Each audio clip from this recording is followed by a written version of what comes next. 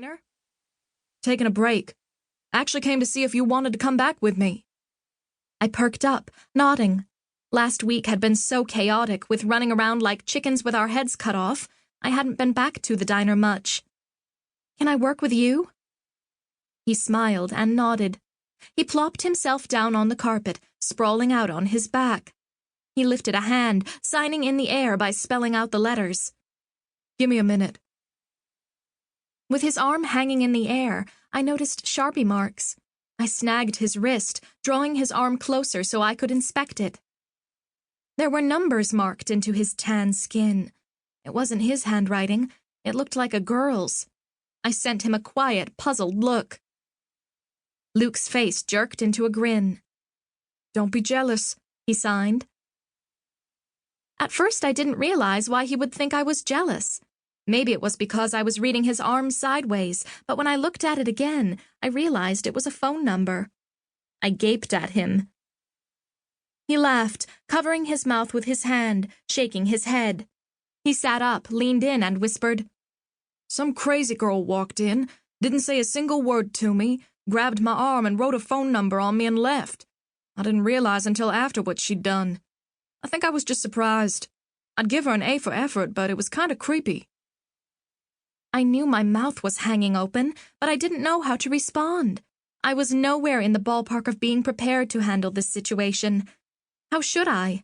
Luke kissed my cheek, called me at night just to talk about school and other things, wanted to go out on dates, slept in my bed. But so did the other guys, including his brother. He knew about the secret idea of how to keep the team together. It was a goal for some of the boys. And others, like myself, liked the idea in theory, but were unsure if it would make everyone happy.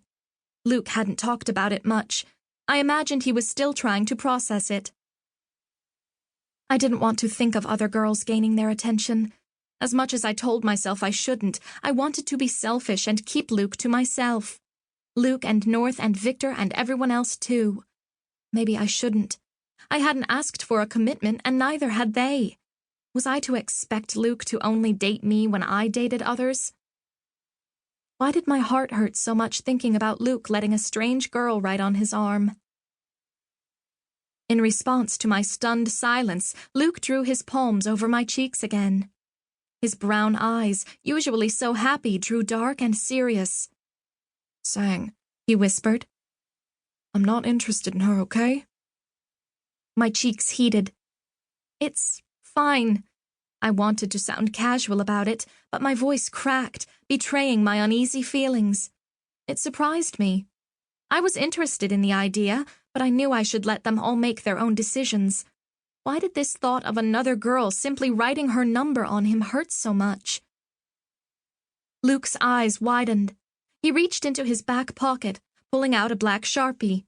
He opened it and swiped the number at his arm, coloring it in. Look, he said. I don't want it. I was never going to call her. I'm not interested in anyone else. My heart lifted.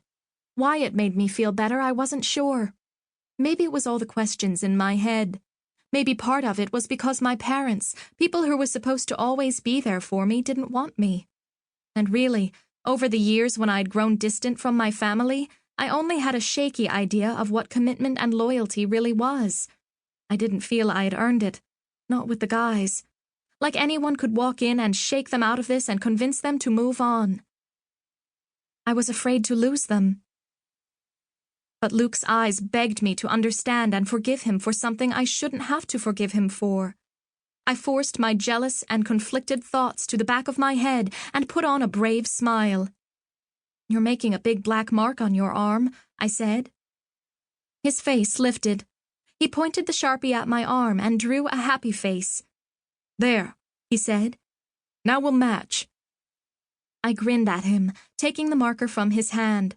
I drew a happy face on his arm, followed by a few random spirals and something that looked like a daisy. Since we were already marked up, it seemed okay to at least doodle a bit. Luke chuckled, but cut it short when North interrupted with a loud snore. Then he twisted onto his side facing us, but his eyes were closed and his snoring stopped. He was still dead asleep, though. Luke's eye